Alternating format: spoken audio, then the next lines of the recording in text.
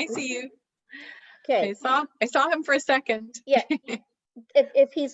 Stephen, if you're keeping the camera off because it gives you more bandwidth, I get that. So I'm going to give it like another 4 minutes and then I will start because mine says it's 3:04, and I figure if we wait a little bit. I think that Moses and Daniel were supposed to come for sure. Yeah, Moses said this time worked for him. Uh-huh. It could be the network again. Oh, I hope not. I wish there was something we could do about that. And Leonte is gone. She disappeared, but at least we knew she was there now. Yes. I sent an email to Alan today asking him when was good for him to sit down and talk. Okay, because I think we want to make sure that this is working. And Stephen, I hope you're enjoying what you're learning, and I hope you are learning, because we want to keep being able to do this. What I'm going to start, pardon? I heard you for a moment, Stephen. And I'm getting you clearly, and I'm enjoying the topic so far. Okay, well, what I'm going to try and do is share the screen. Okay. That's so pretty. Yes, and now I think my only concern is I will stop sharing sporadically to check every so often to make sure if other people have come in, because I don't know if I can see if more people are coming in on the side if I don't do this. So we're talking about personality, or who we are. And I think it's really important because I think we need to talk about what the definition of personality, because we have moods. So I can be in a bad mood, I can be angry, I can be irritable. That doesn't mean my personality is angry. That's a thing that occurs in that moment because somebody did something that hurt my feelings. Personality are the traits and attitudes that are long-standing, and they affect how we look at the world, how we look at other people, what experiences we choose, what we like and enjoy. So a trait might be a need for excitement. So that trait, that might mean I like action movies, or I like motorcycle riding. It means I like to do things that will give me excitement. Now, I might go on vacation and say, fine, I will try zip lining. That doesn't mean that's a trait. I'm trying it because I'm there, but I don't generally go looking for exciting activities. So the trait and the attitude are what last. The traits affect our likes and dislikes. So if I have a need for excitement, I will probably like a lot of exciting things. But liking motorcycle riding is not a personality trait. It goes with the trait of needing excitement. And so, because the reason we say that riding the motorcycle isn't necessarily the trait, yes, it could be that I ride motorcycles because I like excitement. But it could also be that I'm a very frugal person. I don't like to waste money. I don't like to spend a lot of money. And so cars are much more expensive than a motorcycle. So the trait that the motorcycle is reflecting is actually my being a person who doesn't like to spend money. It could also be that the need is I really like people to pay attention to me. And when I'm riding the motorcycle, people look at me, guys notice me. So that's why we're saying you can sort of look at behaviors and make assumptions about a personality, but until you actually start talking to them about it, you can't really be sure. I'm going to stop the share and see if anybody else has joined us. Okay, and we can only see the top of your head. Can you tip your screen? There. Okay. Okay. All right, I'm going to go back to sharing the screen because nobody else has come. So, whoops, I'm in the wrong one now.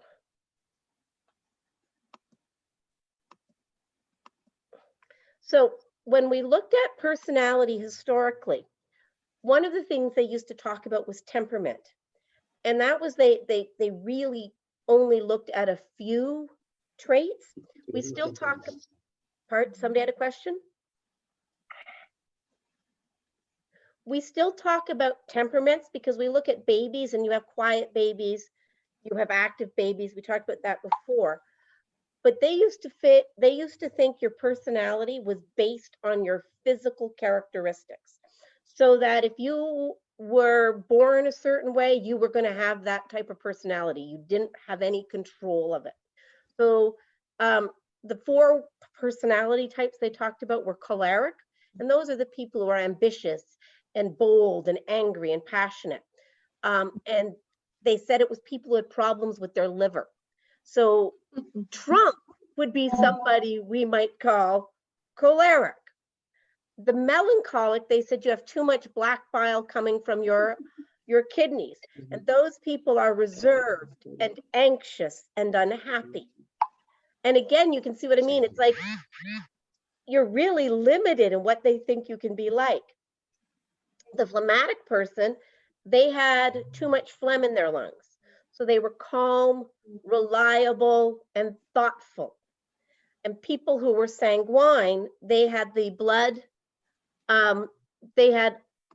it was because they had a lot of red blood from their heart. And therefore they were joyful and eager and optimistic. So you can see there were 2 types of nice people and 2 types of unpleasant people. But the way they set up this personality being based on physical was like, oh, you're choleric. You're going to be that way for the rest of your life. You can't change. So it really was, it really kind of limited people. But what's kind of funny, you would think about that people would go, I don't really fit one of those 4 personality types. But for some reason, people loved this idea. It started with the Greeks and Hippocrates and way back when, but people still believed it in the 1700s. But they also had another one for women.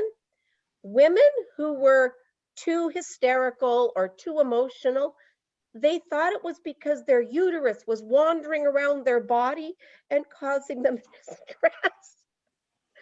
So women got blamed for if you were angry or upset, they said it was because your uterus was wandering around, and that's when they would put tight bands around your waist to try to make your uterus stay still.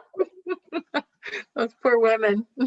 It's but again, what it's talking about is they didn't go personality is in your mind.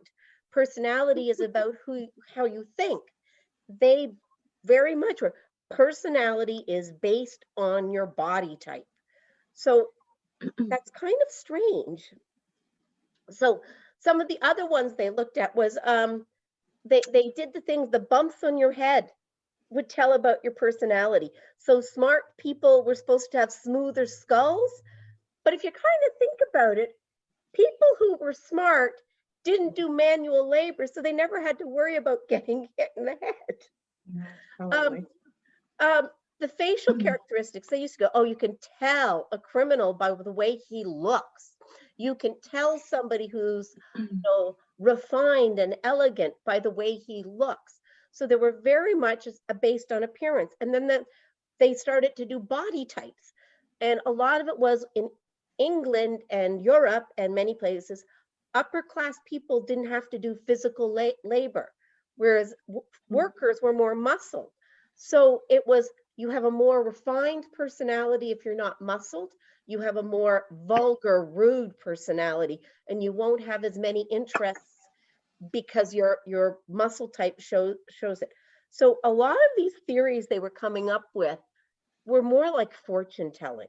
But you can also see that a lot of what they were trying to do was make characteristics that were rich people had, meant you had a good personality. And poor people, because of physical characteristics, had a bad personality. So the other thing when you look at this, you can also see that they really didn't look as people as being changeable. And one of the things we do with psychology is we believe people can change.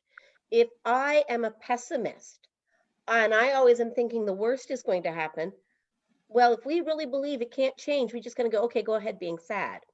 But we believe people can change. We believe that you can develop your personality, that if you are a pessimist, and I encourage you to start looking for positive things, and I encourage you to remember when things went well, we can change you to being less pessimistic.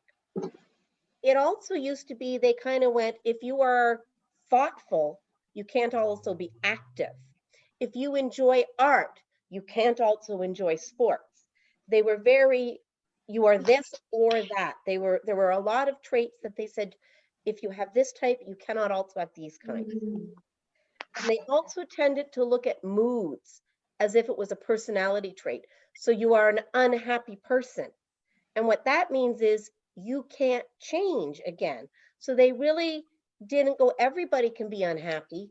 They went, there are unhappy people, which meant, again, when people used to develop depression or mental illnesses, they often just left them like that. They said, there's nothing we can do. Okay, did anybody have a question? See, I can't see anybody. Now, one started to talk about, wait a minute, I've seen people change. Personality can change. And he also started to say, hang on, there are ranges. So he said there are some people who are very emotional, and there are some people who are very non-emotional. They're very calm. But there's a scale in between, and there's strong and weak emotions. Now, he thought you were born with those types of personalities, but he did feel that you could make changes. So this came out of the book, and you can see it kind of fits with that melancholic, choleric, sanguine, phlegmatic. But for him, you are on one of these lines. So this line that says unchangeable, changeable, strong emotions, weak emotions, you could kind of be in the middle here. So you have weak, playful emotions, but you're kind of getting up towards the other. But he did feel that people fit better into one of those quadrants, but we could move back and forth across the lines. And that's where you start to go, okay, if you can move back and forth along the lines, can I take somebody from anxious and help them learn to be calmer and move them down more to reasonable? Now, Freud is the one who really started to look at personality. And as I said, his focus was on sexuality and personality. And he really is the first person who started to say events in our lives change how we feel about the world. And he talked about the iceberg theory of our personality. The conscious is what we are aware of, what we think about, what we know. So I know I don't like spiders. What he talks about, though, is unconscious, is where all those things that we're not aware of that led me to having that fearful personality. So we can repress those thoughts and feelings. So one of the things is children get mad at their mom. Mom is making me do all these things, and mom is bossy. But the child doesn't want to get mad and yell at mom, so he pushes that anger down. But when that child grows up, he doesn't want to date bossy women. He really hates women he thinks are bossy. And so he's mean to women that he thinks are bossy. Now, he doesn't remember that I was angry at mom for bossing me around all the time, but it comes out in his personality trait of being rude to women. And so this is kind of how Freud described it. This is our behavior at the top. This is what we know about. Yes? You can't see me. Yeah, and that's also, you'll find that husbands will take out on their wives what happened with their mothers, even if the wife isn't responsible. Anything she does that might try and kind of trigger him will make him react to her. And so has no idea why she's being treated that way. Yeah. And women can do the same thing. So sometimes what you see is a woman who grows up with an alcoholic father, and she always wanted him to stop drinking and always tried to make him stop. So she ends up dating alcoholic men because she wants to make them stop drinking. But she doesn't think about that when she talks about why she falls in love with them. She says, well, he was nice and he was fun and we went to parties and I enjoyed it. She doesn't go, oh my gosh, I'm playing out the same pattern.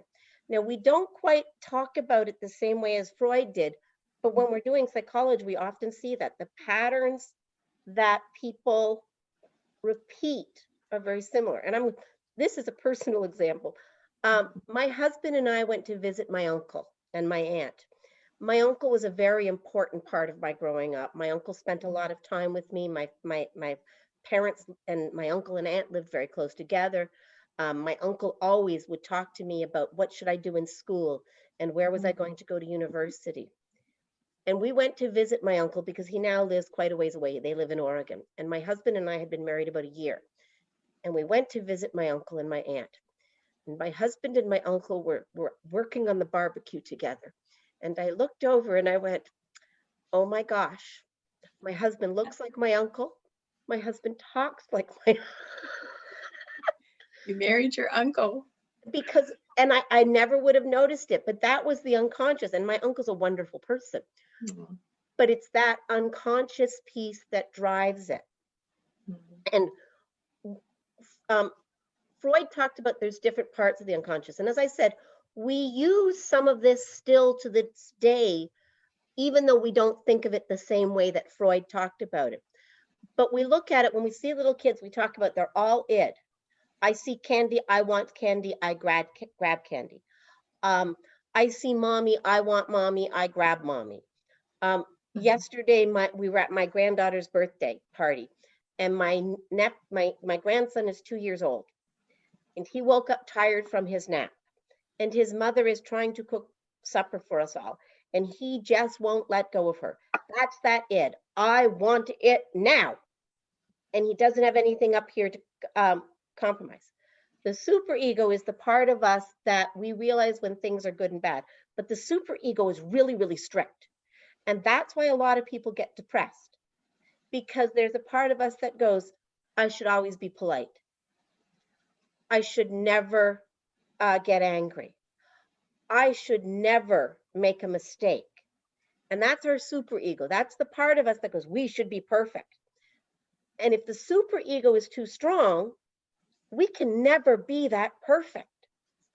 Sometimes when I'm working with clients, we're always like, I'm never good enough. I'm never good enough. And that superego is really hammering them. I remind them there's been one perfect person in all of humanity, and that was Christ. And none of us can be that. Because so the part that we try to work with is the ego. The ego is the part that goes, no, just because you want candy, you can't grab it off the shelf. And it says to the superego, candy, yes, it's junk food, but a little bit of candy isn't going to kill anybody. Let's buy one chocolate bar. So but in personality, sometimes these don't get balanced. So with people who are depressed, what you see is they've got too much superego. It's always coming down on them. People who've got too much id, they're like the narcissists. I should always get my own way. They are the bullies. They are the people who I always have to be the center of attention. And how dare my husband talk to another woman? How dare he not do this? Or the man, how dare my wife try to wear a pretty dress when we go out? She shouldn't be wanting men to look at her. She should only look at me. So we see that when these get out of balance, we can get depression or we can get self-centeredness. So when you're working with a couple, sometimes what you'll see is somebody with really, really strong superego who's always saying, don't do that, don't do that. Will marry somebody who's really strong id, because they're hoping he'll help them balance out. But instead, they're constantly in conflict. So paying attention to which style they're coming from and working on building up that ego of compromise is important. Now, so what he talks about, it is really driven by the present principle. So for babies, it's food, warmth, mommy's love. But as we get older, it can be sex, drugs, alcohol, always having fun, always spending money. They're selfish and narcissistic. Now, the ego is the part that develops over time. It's rational. It's the part that realizes I can't just grab it. It goes, how do I interact with others to get my id needs met in a way that won't make people mad at me? How do I solve problems? And unlike the id that goes, I want $1 million, the ego goes, my job doesn't pay me $1 million. So I can't go out and spend $500 on new shoes. You're going to have to buy cheap shoes. You cannot get the fancy shoes. So it's the part that kind of keeps us in touch with reality. Oh, and another one that often comes out with when we see that overdominant superego, it's obsessive compulsive. As I said, these ideas are still present, even though we don't follow a lot of Freud anymore. But this does help us to look at the way we try to balance those different needs and desires. And it does still give us a good explanation. And we can look at people and go, oh yeah, they're overly moral, they're too guilty. We've got to help them get more balanced. The other thing that Freud talked about, okay, Daniel just arrived. Hi, Daniel. Wonderful. So defense mechanisms are the way we protect ourselves from things that our superego or our ego says that's a bad thing to feel. So the way he's not in yet. He's not in yet. Do you need to let him in? I'll stop share. He was here for a minute and I clicked enter and now he's gone. Oh, okay. Okay. He says he's having trouble with it connecting. Okay, well, I will keep watching. Uh-oh, where did it go? Okay, whoops. Okay.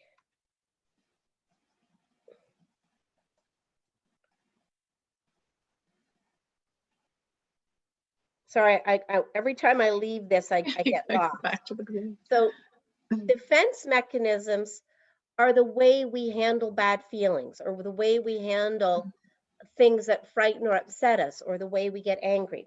And it's protecting ourselves from feelings that would cause us distress. So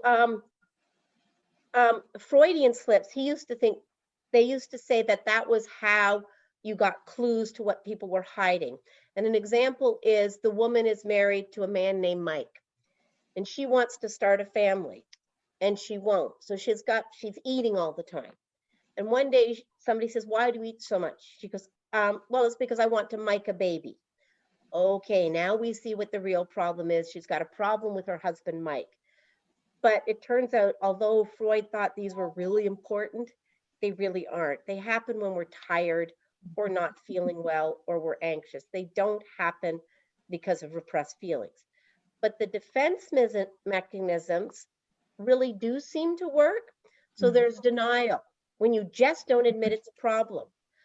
So you refuse. So Kayla won't admit she's got an alcohol problem, even though she drinks every day.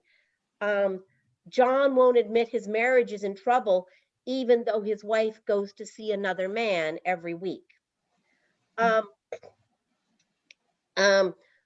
Displacement is when you see somebody and they've got a problem in their life in one place, but they target somebody else. So Mary knows that her husband and she have a problem, and she's very angry because he's spending too much money and they don't have it. But rather than yelling at her husband about it, she yells at her sister for buying jewelry when she doesn't need it. Okay, somebody else has arrived. I'll admit them. Okay, hopefully they got in. I'm going to stop the share for a moment to make sure that I've got everybody coming in. I'm not sure why I can't see people. Usually I can see everybody over on the side, but when I'm sharing the screen, I can't see anybody. So now whoops, hang on. What have I done wrong here? Just a moment. There we go. I'm going to share screen again. There it is. Okay. So another one is projection, and these are things that you would deal with in therapy. Oh, shoot. I don't know why it's doing this. I'm having some technical difficulties today. Here we go. And these are things that you do have to deal with when you're trying to work with a couple, or even when you're trying to work with an individual. So projection is when you hear somebody and they're having problems at work, or they're having problems getting along with people, and it's never my fault. It's always they caused it. They were rude. They cheated on me. They lied to me. And so it then gives them permission for them to do it. So I'm cheating on my boyfriend because I know he's cheating on me. I lie to people because everybody lies, so I might as well lie too. And you have to kind of go, wait a minute, what are you doing? We can't talk about what they're doing. They're not in the room. Let's just talk about what you're doing. Because a lot of times they would rather come in and talk about what everybody else is doing wrong rather than look at what they need to do differently. Rationalization is when we go, well, it's not my fault. Yes, I stole, but it was because I was hungry. Yes, I lied, but it's because I didn't want to hurt his feelings. Yes, I lied because I didn't want my parents to know I've been doing something wrong. Or I didn't do well in class because the teacher doesn't like me. Not, I didn't do well in class because I didn't study. The next one's the reaction formation. So one of that is you pretend that you just won't admit that something's bothering you. And the example they give, her coworker's always late, but instead of going, you need to stop going to parties and show up at work on time, I'm getting too much work. She goes, oh no, that's fun. It sounds like you had such a great time last night. So she won't let herself feel her own anger. Yes. So, okay, Bonnie, you said yes? No, Moses just joined us. Oh, okay. Hi, Moses. Is he Hello. Sorry for coming late. Yeah. That's okay. Welcome. in? Welcome. Thank you. Pardon? I'll try and catch up. Sorry for coming late. That's okay. That's okay. I'm just glad you could make it. Yeah, Daniel says it looks like his phone can't download something and the network is challenged. Well, this will, I'm going to put the lecture up on the classroom, so it will be there as well. So regression is when you end up doing more childish things to comfort yourself. So you and the marriage ends and the wife starts to go to parties with her daughter, and the wife starts to act like she's only 20 or 21, or there's more responsibilities being put on her, and rather than taking them, the person acts as if they're still a teenager and don't have to do all these things. That's a cute cat. Yeah.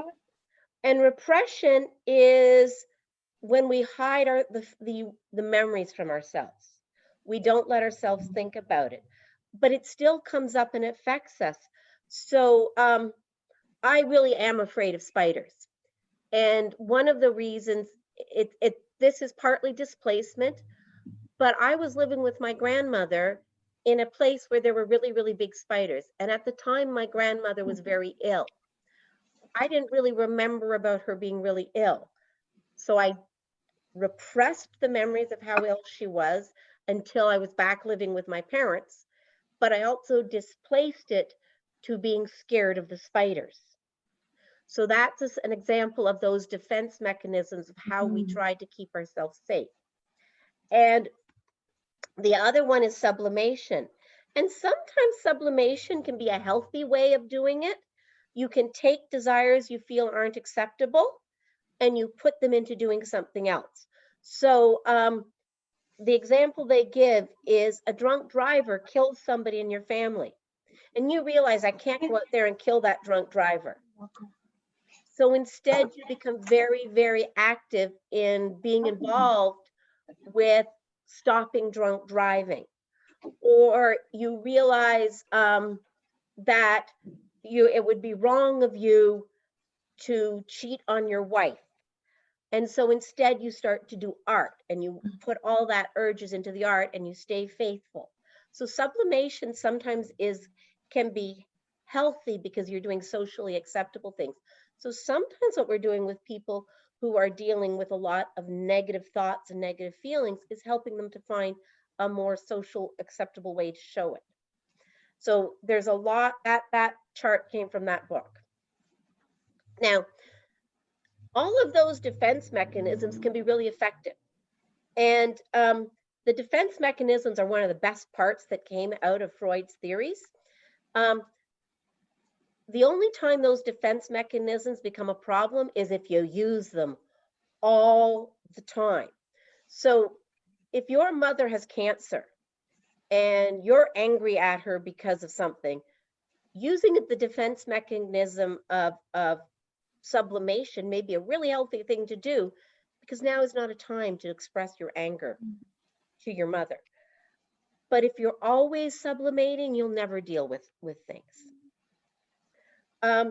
Freud applied it to psychosocial development, to personality as well.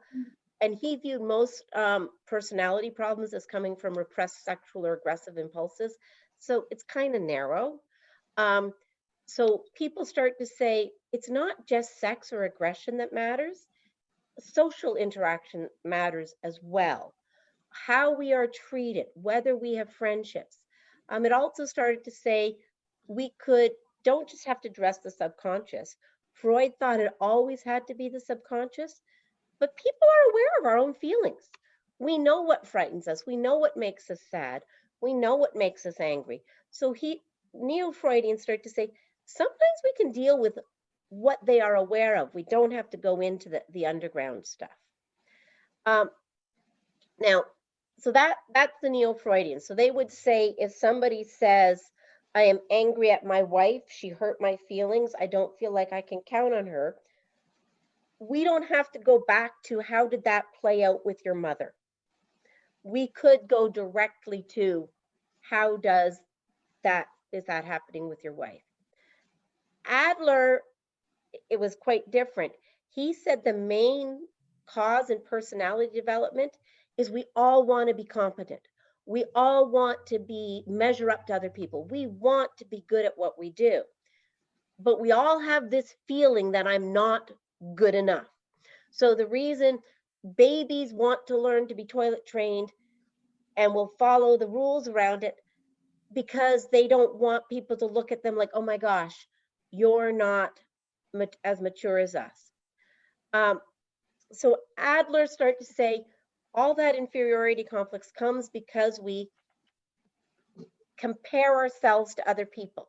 So we want to be good people. If people are sharing with us, we want to share with other people. If mommy and daddy bully me, I'm going to grow up to be a bully because I want to be like mom and dad. So Adler really wanted us to start to realize that if we want people to be healthy human beings, that we have to work together, we have to live together, we have to contribute to the common welfare.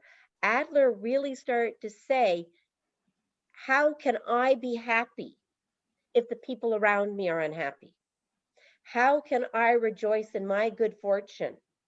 So he was really bringing some of that morality and that Christian morality of sharing and giving and caring, and talking about it in psychology terms and saying, look at, this is real. We are happier when the people around us are happy as well. So he really talked a lot about what he called the social tasks. If we want to develop our personality and be happy, we have to have meaningful work. And one of the things he would say, if you are depressed, you need to do volunteer work. If you are self-centered and a narcissist and nobody loves you, you need to do volunteer work. You need to find a job where you are contributing. So he would say about some of these cajillionaires, these really, really rich people, you are not happy. Your money is not making you happy because you are not contributing to society. He also said a second goal was we must make friends. So if we can't make friends, we are going to be sad. We're going to be angry. We are going to be self-centered. And what we have to do is learn how to overcome that so we can have friends. And the last one is we all want a meaningful long-term relationship. Very few people, except for some people on the autism spectrum and some schizophrenics, don't want to be alone. We all want that connection. So Adler really started to look at how personality develops for people who want to find love. So he identified a lot of things like people who are involved in strange sexual behaviors, he talked about for them, they were trying to find love and they didn't feel their social connections were good enough that they could find love that way. So he really felt that a lot of personality problems were developing because people weren't finding love. He also believed that birth order really. Hello. Daniel, I'm hooking you up this way. You can watch this way. Okay. Hello, Bonnie. Can you see? Can you see Roseanne? Oh, I'm sorry. Can you see the screen? Okay. Adler really believed Hello, that Bonnie. I Sorry. did. Adler really believed that birth order affects our personality. Daniel. And it's kind of weird because a lot of research doesn't support it, but a lot of times when you look at it from common sense, it does. And one of the things that's difficult is because family patterns can vary. So sometimes, even if the firstborn child is a girl and the second is a boy, in some families, the first boy gets treated more like the firstborn. But a lot of the birth order stuff makes common sense. And I'm going to show you this. My daughter, there were only 5 girls in her grade. Aiden was the oldest child, and Abby was the oldest child in her family. Julia was the second youngest of 5. Rachel was the youngest of 5, and Sarah McGregor was the youngest of 3. Abby and my daughter Aiden, who were the 2 oldest, constantly fought. They were the 2 who wanted to be in charge. They were the 2 who wanted to decide. So they fought a lot. Whereas the 3 girls who were the youngest children were quite fine with just going along with whatever anybody else decided, as long as they were having fun. So if you look at this, I did post this on the WhatsApp.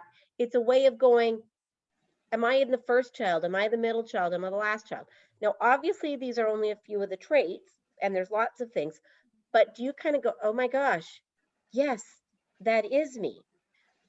And some of what's difficult is in my family, between my sister and I am the youngest. But my father married again. So I have 2 younger sisters who are 12 and 14 years younger than me. So when I was 12 years old, I suddenly became a middle child. So I kind of think I'm a bit of a mix. Erickson also talked about how social interactions are crucial to developing your personality. If you are not a liked child, if people pick on you, if your parents neglect you, your personality style is you will be angry, you will not trust other people, you will have difficulty being honest. So they're all talking about when we start to look at somebody in a therapy session and we look at what their personality is like, we think about what shaped them, what are those social interactions, how do we help you think about them so you can go, just because my mother, was always angry at me, that was because she didn't want to have me. She only wanted to have 3 children and I was the last. Does that mean I'm unwanted, or does that just mean mom? Does my husband want me? Do my friends want me? Do my children want me? So how do I change that feeling about myself? So instead of being a bitter, angry person, I can start being loving and accepting. Okay.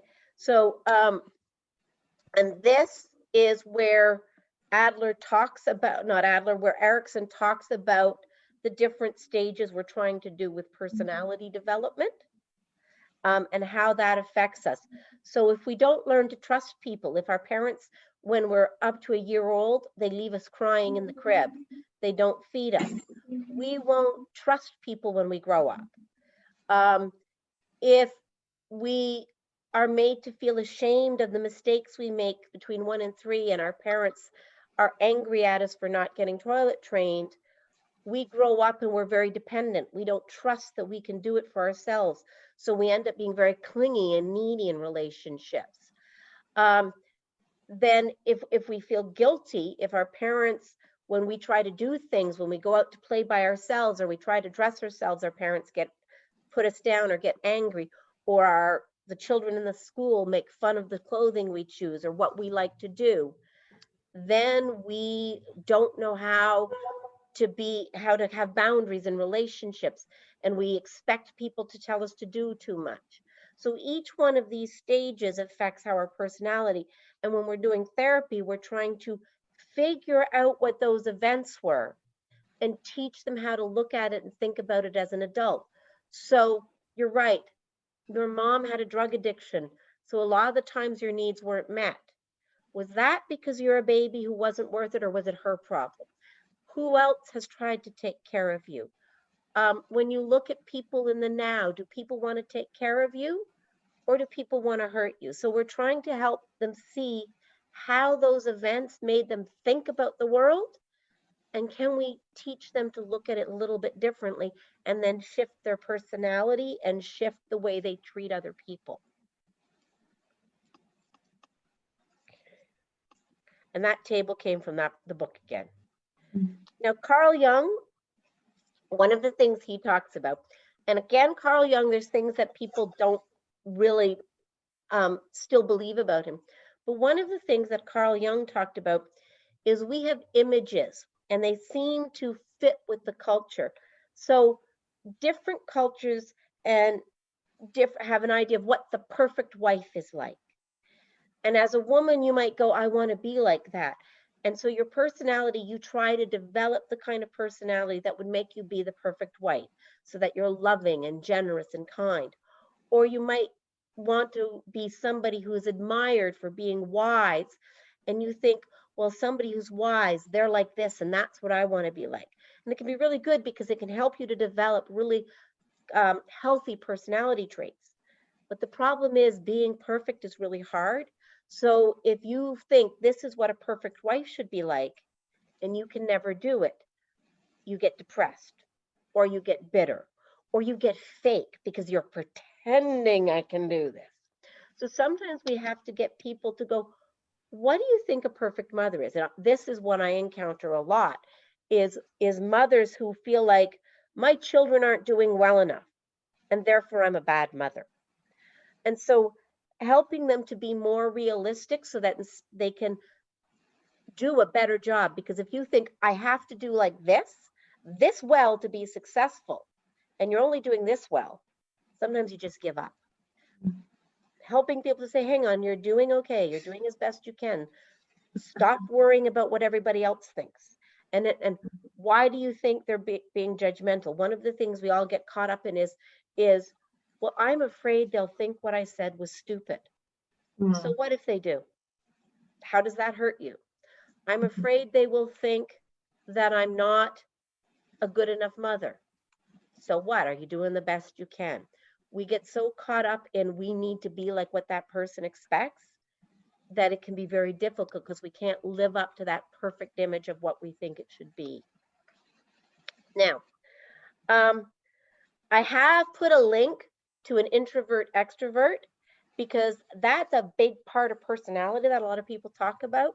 And that's a very common part of a personality trait. One of the things is people often think extrovert means you're outgoing and an introvert means you're shy. But what we often see is extroverts are people who get energy from social interaction. So when I'm tired and stressed and depressed, I want to be around people because it will bring me energy. Whereas an introvert is somebody who, when I'm tired and stressed and depressed, I need time by myself. So you can be very outgoing and really enjoy time with people and go, all right, I've had enough of this. I need to go to my room and read a book and be alone. You can be an extrovert who goes, I love being out, constantly be out, feed me, feed me, feed me. But you could also be an extrovert who works as a bookkeeper. So you're alone most of the time. And at the end of the day, I need to go out and get energy. And one of the things that can happen is you can have an introvert who's married to an extrovert because they both are good at being outdoors. But the extrovert is going, oh, thank goodness, the work week is over. Let's go out and have dinner with friends. let's go out and bring friends over to sit in the yard and talk. And the introvert is at home going, oh, I've been with people all week at work. I've been so busy as a teacher. Let's just, you and I, sit at home and watch a movie. And they're going, but we met at a party. Don't you want to go out? And she's going, yes, we met at a party and I want to spend my time with you so we can be calm. So sometimes you see people, because they both can enjoy being at a party, they think the one thinks they're both extroverts, and it can cause so much conflict in a marriage, because one of them will say, well, she never wants to go out and do anything, or he's always wanting to get away from me. He never wants to just sit home and be with me. Mhm. And if we can start to explore, when you're tired and stressed, what makes you feel better, we'll start to realize one's an extrovert, one's an introvert, and how do we help them balance that. Okay. And so you see, that's why if you look at Jung's definitions of introverts and extroverts, it really doesn't say anything about being shy or being outgoing. So you can be a very outgoing introvert, but these are the pieces that go on while you're being an introvert. You can have a long conversation, exciting conversation with a whole bunch of people, but you're on one topic. The extrovert can have exciting conversations with a whole bunch of people, but they jump from topic to topic. The introvert pays really good attention. So he can be in a group of people and he's listening carefully to each one and responding and really, but see, they're both with people, but it's the style that changes. Now, Horny she was a feminist, and she started to look at personality, because one of the things she was finding was that a lot of the times descriptions of women included a lot of personality traits that if you put them onto men, they were seen as negative. And she started to talk about what really our personality develops, because we are trying to be a fully developed human who has connections and relationships. So in some ways, she was a lot like Rogers, who says, we all will become good people if we have positive environment and positive regard from others. She also, like Adler said, we all want to get better and better because we don't want to be inferior. Hers was similar to that, and she said, we are all anxious, we're not good enough, and we are trying to be better. So for both Adler and Horny, but they had different ideas of what made you a healthy person. Therapy is about helping people to become that better person that they see themselves as, to become that person that we want to become.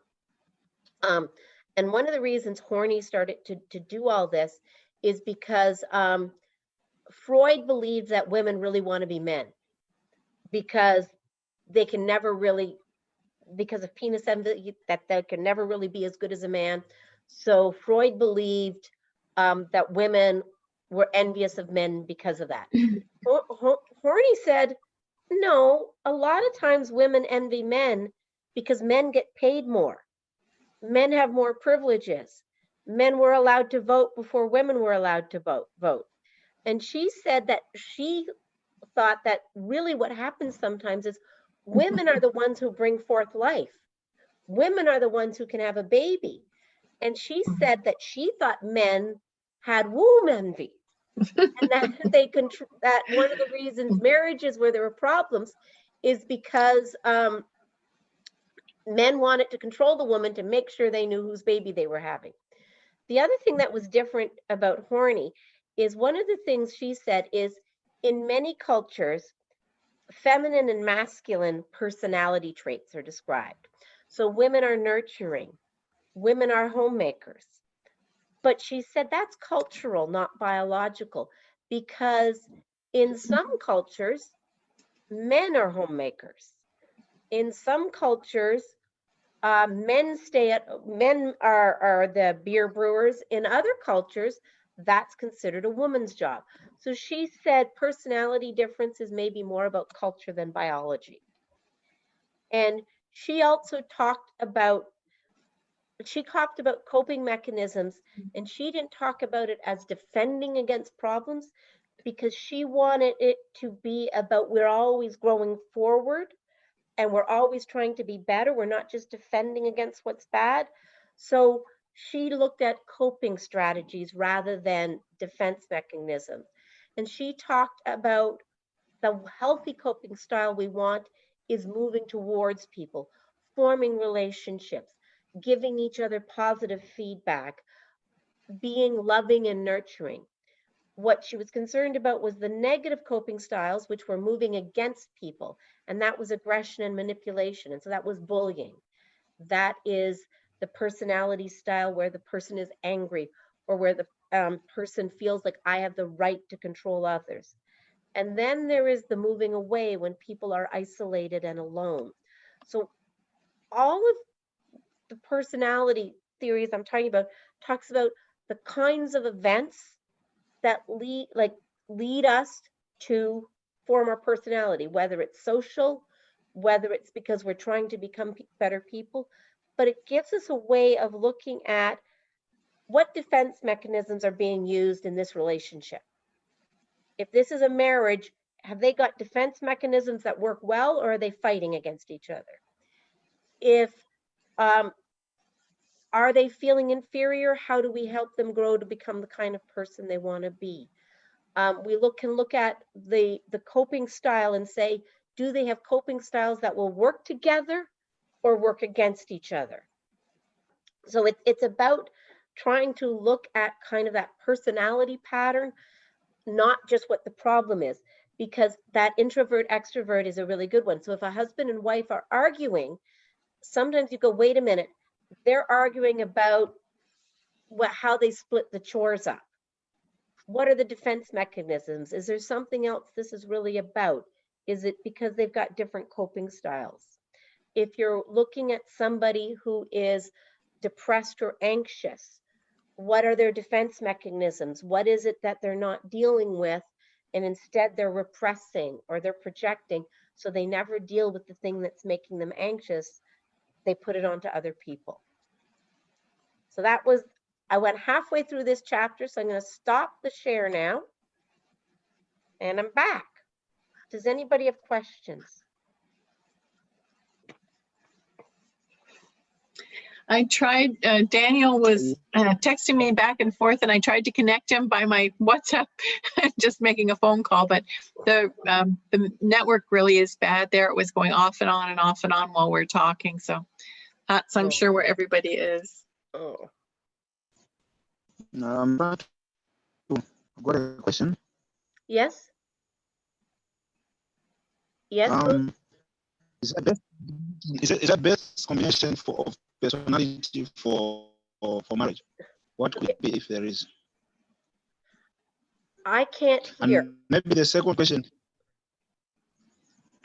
Moses, I don't know if you can do it. Can you type your question? Because I can't hear it. I'm hearing a bzzz. Could anybody else hear it? Okay. Just parts of it. Let me try to. On the bottom of the screen, there should be an option where you can chat, and you can type it into there. Okay. Just says chat. Yes. Yeah. And as you type, we should be able to see. Okay.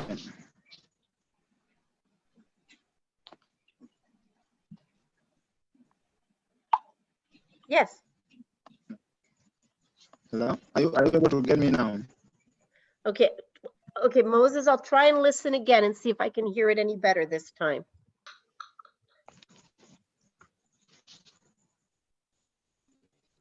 Are you able to get me now? I can hear you kind of. Okay, let me try and. It's breaking up. Maybe put your video off while you are trying to talk. Just see. Okay. Let me try and. You're going to try to. typing? I can hear the type. Yes, I'm typing. Yeah, yeah, okay, good.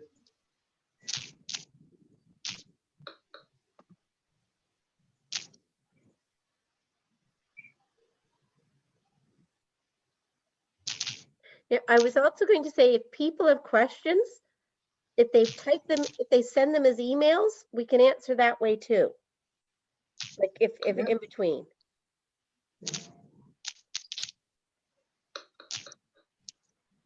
I'm glad I could join today, Roseanne. Oh, I'm glad you're here too. I'm glad you waited to get out of the car to be joined. Yes. I know, that's I just wanted to wave I'm coming. And the kitty joined too. Yeah. Yes. Yeah. And Stephen, how is Mungo?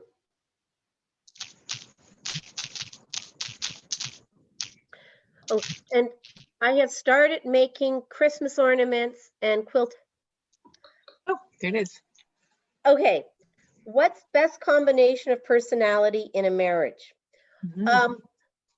One of the things is I think it's difficult that there's no real best combination. It's about balance. So if you have somebody, if you're an introvert and an extrovert, if you have to balance it, you have to be able to talk about it. But there is balance, because if both of you are highly ambitious, that's not a good combination, because both of you will be wanting to compete. A lot of what we look at is, rather than it being a particular personality combination, it's about understanding what it is and looking at how you do it. So if both of you use projection when the other person upsets you, you do a lot of blaming. So that becomes a problem combination, because neither one wants to say, what can we do differently? If both of you use repression, it's bad, because you go, we'll just pretend there isn't a problem. So it's about going, okay, what is a balance here? You cannot both ignore the problem.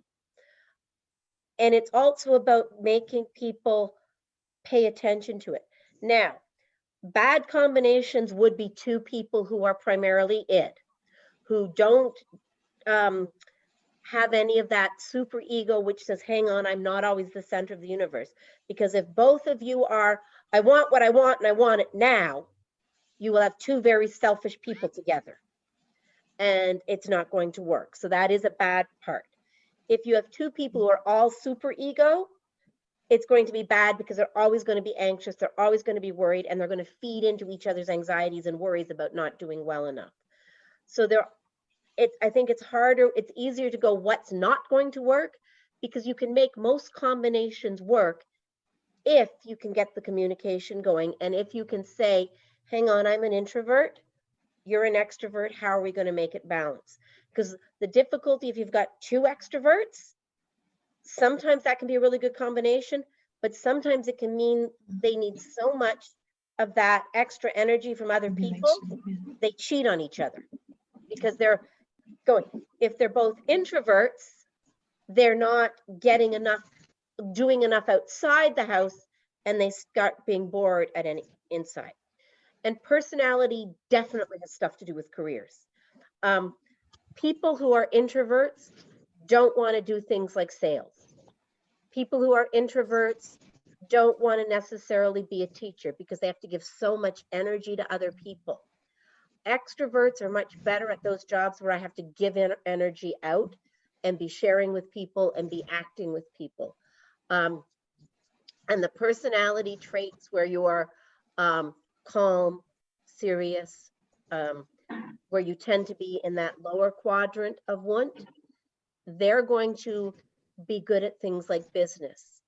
They're not necessarily going to be good at doing things like working in the arts, because they're not in that playful, spontaneous quadrant. So personality definitely has stuff to do with career. Extrovert, introvert's part of it, but that if you look at those four quadrants, you can probably see, yeah, there are certain types of jobs that just wouldn't work. People who really have a high need for excitement, they're not going to do well as a bookkeeper. And it's hard because sometimes like parents go, oh, you should be an engineer. You know, engineers make good money.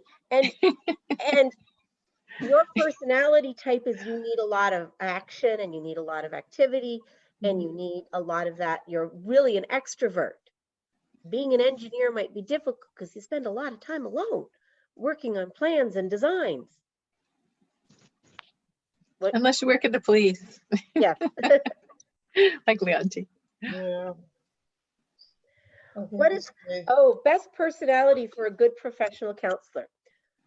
It's interesting because I think the personality traits that are the most important are that you can be compassionate and you can be non-judgmental so people feel that they can tell you anything. But I know some therapists who are definitely extroverts. And so they get a lot of energy from being with the patient. Believe it or not, I'm an introvert. Because I'm very comfortable being public and very comfortable speaking, people think I'm an extrovert. But I'm very much an introvert, so that when at the end of the week, I need that time alone with my husband to recharge.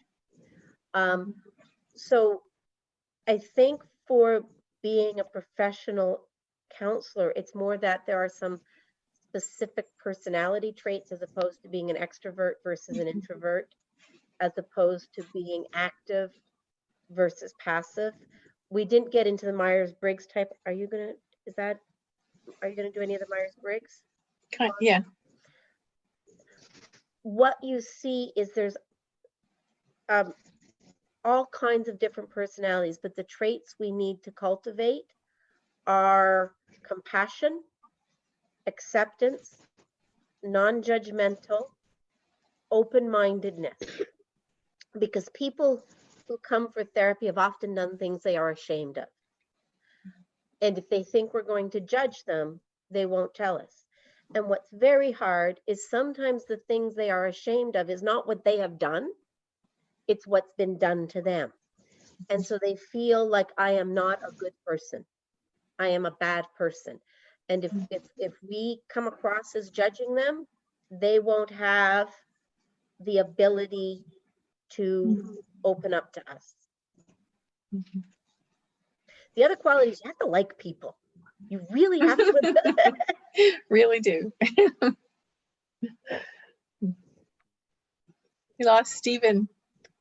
Well, I will post this at the end. I'm getting better at it. I wonder if you could post it on the WhatsApp site. Just post the link on the WhatsApp site rather than inside the classroom, or as well as. I can try that. I will, because I post this into the YouTube, but I can try and post the link to the WhatsApp. You can't. The link should go anywhere. Yeah, I will try that. I haven't done that, but that might be a way to try it. Yeah, Daniel was saying he has trouble getting into the Google Classroom.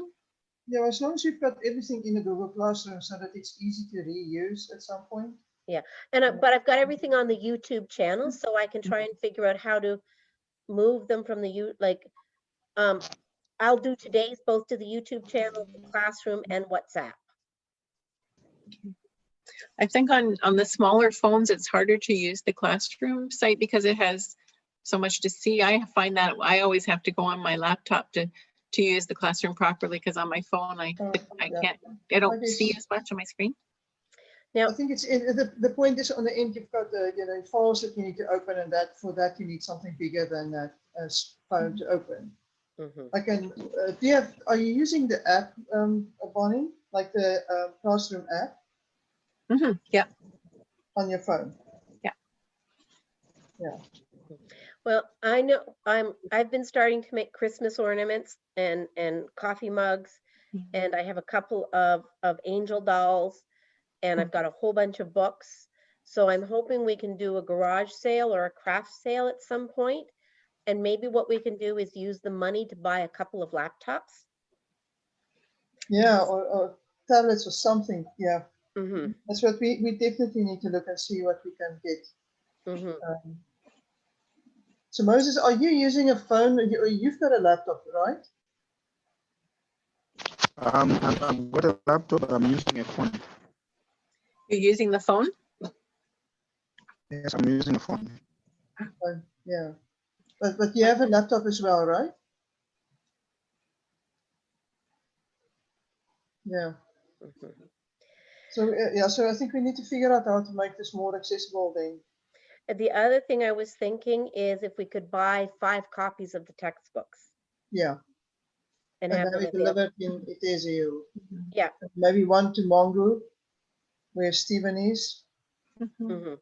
Well, I was thinking is if we could get them to the training center, and the Yeah. next time they could have a group at the training center, we could send one to each. Yeah. And we will eventually be back So, there. Moses, are you guys allowed to move around at the moment? How is the COVID? Are we allowed to do what? Can you are you allowed gatherings at the moment with COVID? Yes, we're allowed to do gatherings with specific number. Yeah. The place you are using for gathering is Yeah. limited. The limit of the number is on how big the place you are using is. Yeah. As long as you bend the social distance as masking. Yeah. Because Moses, when you were younger, did you get the TB vaccination? When I was younger, yes, I got. They're finding that Africa is doing better than we are because they're actually thinking that the TB vaccination that we took when we were kids, some of you are younger, so you might not have gotten it, the one that makes the funny scar, actually protects you against the COVID. But is it TB or polio? Like I know polio is the one in your It's the arm. TB because it's lungs, right? Well, Yeah. now I So wonder. they're going to start revaccinating people because by my age it's worn off. But the younger people, the children and the younger people in Africa aren't as affected by it because it keeps you from getting as sick. It doesn't keep you from getting it, but it keeps you from getting as sick. Now, see, I am TB positive Are you? Yeah. because I was exposed, but I obviously fought it off because I never had TB. So I wonder if this is maybe I'm a bit. Something went right. Yeah. Oh. Yeah. No.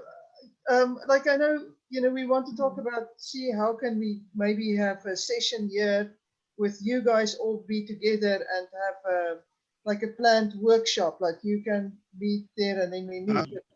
We need to see what do we need to make this effective. That you can have a breakout group there. You discuss and then we get together and we are here together. Yeah, because and I think if we were doing it as a group workshop, because right now this is a general introduction to psychology. Yeah. Whereas if it was a planned workshop, we could go, let's take a specific problem that you deal with a lot. Yeah. Like a specific marriage type problem. What are some strategies? A specific behavior problem in teenagers. What are some specifics? Yeah. No, that sounds good. I think it could be done. It's possible it could be done. Yeah, but then so I know we are like all our fundraising is a bit down this year, like the funds. But I know we need to say, okay, so I don't think at this point we probably won't even be able to go next year. So we need to put something in place that we can do this effectively. To get, for instance, the technology you need, so that we can get a group together there and we are here together or something. If we are not allowed to travel next year. We're committed to stick with you to make it work. Yeah. Now, should I stop recording at this point? Oh, maybe. Okay.